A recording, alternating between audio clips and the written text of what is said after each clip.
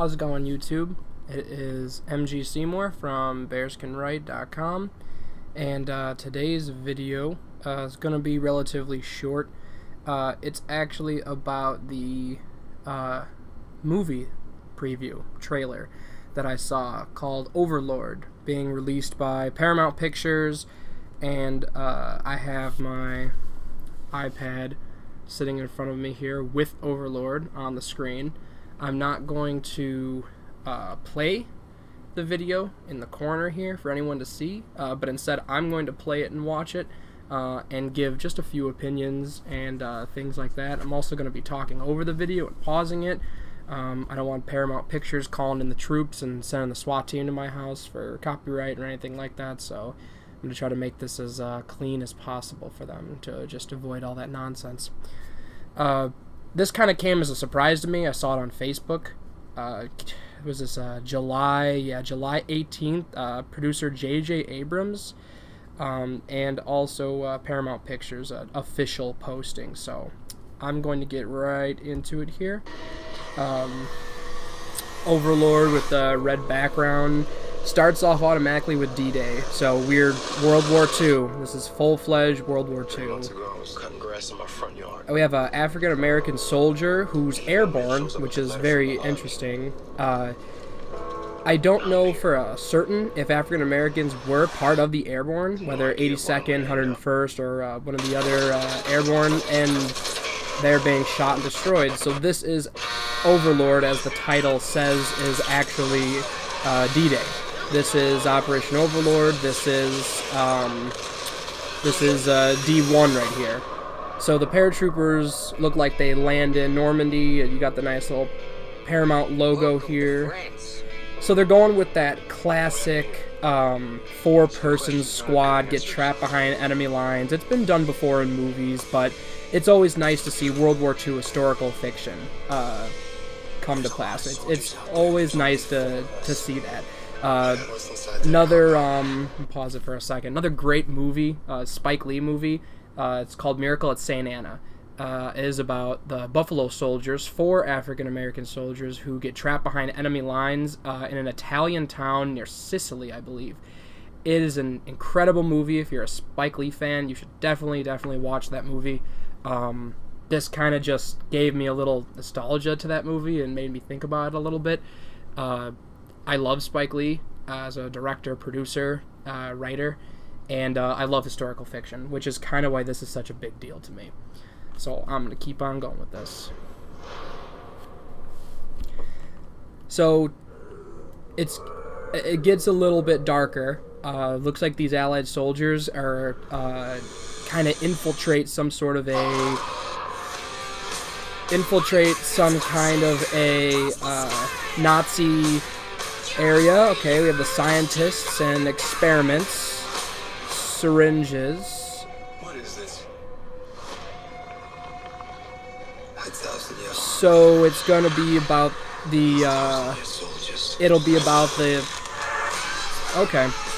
okay, interesting. So this movie is gonna take on the classic Nazi zombie ideology. I don't know how many people know, but during the Second World War, the Germans were obsessed with technology and super soldiers, and I mean, go ask Stan Lee where he got his idea for Captain America. You can go ask Activision where they got their Call of Duty ideas. Most of the stuff that we have modern day is arguably in relation to World War II. Following my book, the M1 Garand rifle, the first semi-automatic rifle ever designed, 1938. Nobody ever even beforehand thought that an infantryman could carry a semi-automatic weapon, let alone a fully automatic weapon that didn't require a crew of 2, 3, or 4 members even to lug this weapon around and deploy it into combat.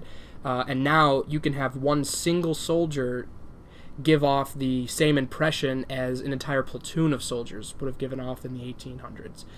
The Nazis were no stranger to experimentation on prisoners, on the Jews in the concentration camps. They were no strangers to any of these things. Albert Speer wrote a book called Inside the Third Reich. It is an incredible book. It is about that thick. That book could stop a bullet if you try to put one through it. It's a great read. It's about German architecture, the German weapons program, and all the experimentation that the Germans did during the Second World War. The super soldier program is interesting. A general overview of it would be the Nazis were obsessed with their 1,000-year empire, 3,000-year empire. The Third Reich was their brainchild. And they wanted to rule the world for X amount of years, whatever the arbitrary number was. So it's interesting to see this again in a movie. More Nazi zombies. Again, we loved Call of Duty. We loved all the little things like Dead Snow, and then straight to Netflix movies that came out. They were all good movies. They were fun, and it's cool to see undead people getting blown away. It's a generic villain for you RPG and D&D players out there. It's definitely a generic enemy that you can blow away without feeling any remorse for. The Nazis wanted something a little different. They wanted the ability to inject a serum into a soldier and have that soldier use that injection as a form of super steroid to basically take the regular infantryman, inject him, and give him the ability to live, fight, without the need of food or sleep, and heal from injuries that he would receive in battle. One soldier would fight with the strength and intelligence of 10 soldiers. It was a pipe dream during World War II. It absolutely was.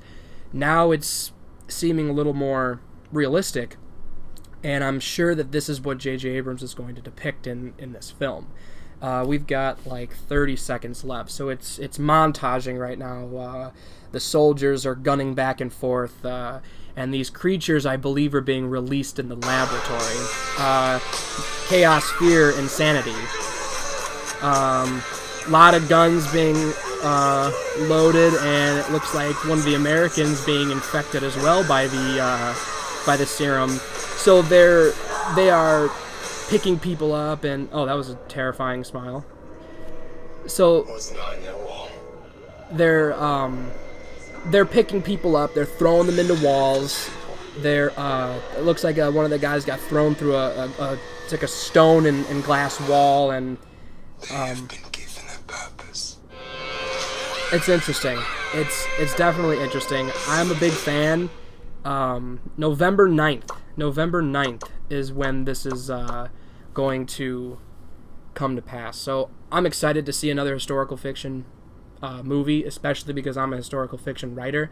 The Rifle series, I'm currently working on my second book called Phantom of the Infantry. I will talk tons more about that since I am now 62 pages in. The Ballad of Serial Number 121211 is out and available to purchase. I will be doing videos, I hope, on little excerpts and explanations of why I wrote certain things, killed certain characters, and things like that, but I'd like to allow the book to sell. My goal is to sell 100 copies before the end of the year. I've sold 40 copies so far, so I don't think that's much of a insane idea to want to do something like that. Seeing a movie like this, a movie that's not only Paramount, but also being directed by J.J. Abrams, is excited to me, only because it makes me feel like my genre is not for nothing. It makes me feel like my genre still has a purpose and still serves a purpose for entertainment. World War II is extremely important to U.S. history and world history. I could go on for hours about all the changes and all the things that were taught and all the things that we realized because of it, including the Nuremberg trials and including all the information that we got from the Japanese and from the Germans and their terrible experiments that they did and awful war crimes that they committed.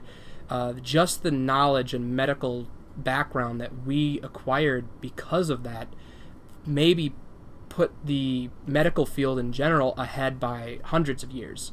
The humane versus the we need to do something about it, we need to get it done. And they were no stranger to it during World War II. That is absolutely true. Ask your grandparents, ask your teachers, ask your parents.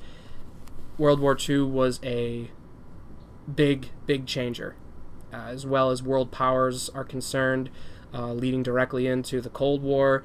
And I know that this movie for certain is going to show. I'm sure the special effects will be fine. J.J. Abrams is excellent with his portraying of stories. As far as any background or what this is, or if it was a comic or a show or an anime or whatever in the world this was at one point, I'm seeing lots of I'm seeing an anime named Overlord here, which I don't actually think is related to it because I've never personally watched it. But that's gonna be a little conflict of interest there, since I'm not sure people will be able to at first know the difference and think that this is maybe an anime movie. But I think this is taking on a absolutely different. Looks very fantasy compared to this, which is strictly historical fiction, and it looks like they are going to stick with historical accuracy. I do want to look more into African American soldiers in the airborne. I'm very curious about that. I know many airborne members and who fought during World War II, and I am definitely going to do some research. So just this movie trailer alone, just this 2-minute trailer, has already inspired me to research more and think more about what it was like in that time and what could have happened had the Nazis succeeded with something like a super soldier program. And I think that this movie is going to show that. This video is going to be under my movies and inspiration section because this is definitely inspiring me like crazy, and I am going to do a ton more, including a full review of Miracle at St. Anna, as well as a handful of more movies that are historical fiction related. So stay tuned. Like and subscribe to see more videos and eventually some book reveals and poetry reveals, because all that stuff is coming soon. Again, this has been MG Seymour. Thanks for watching. I tried to keep the video short, and it looks like I didn't pad the runtime there too much. See ya.